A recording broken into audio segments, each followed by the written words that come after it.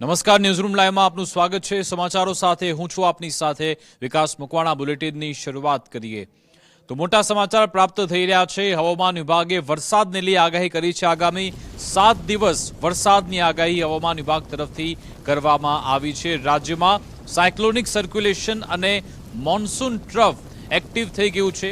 અત્યાર સુધી રાજ્યમાં સરેરાશ 117 મિલીમીટર વરસાદ નોંધાઈ ચૂક્યો છે। જોકે સરેરાશ વરસાદ કરતાં 31% ઓછો વરસાદ છે। આગામી 7 દિવસ રાજ્યમાં છૂટોછવાયો વરસાદ પડશે।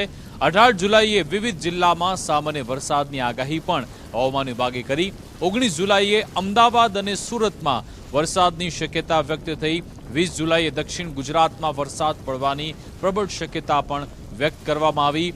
20 જુલાઈએ અને 21 જુલાઈએ સૌરાષ્ટ્રમાં છૂટાછવાયા વરસાદની આગાહી પણ કરવામાં આવી છે।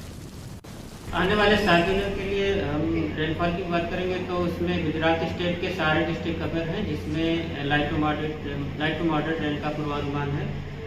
और हम अहमदाबाद के लिए बात करेंगे तो अहमदाबाद के लिए भी आने वाले 7 दिनों के लिए आइसोलेटेड प्लेसेस पे लाइट टू मॉडरेट रेन का पूर्वानुमान है।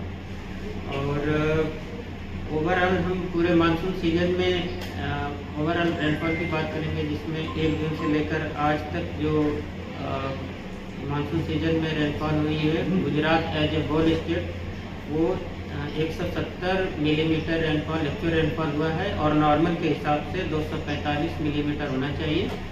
तो Gujarat as a whole state 31% deficient rainfall हुई है नॉर्मल के हिसाब से 1 जून से लेकर आज तक।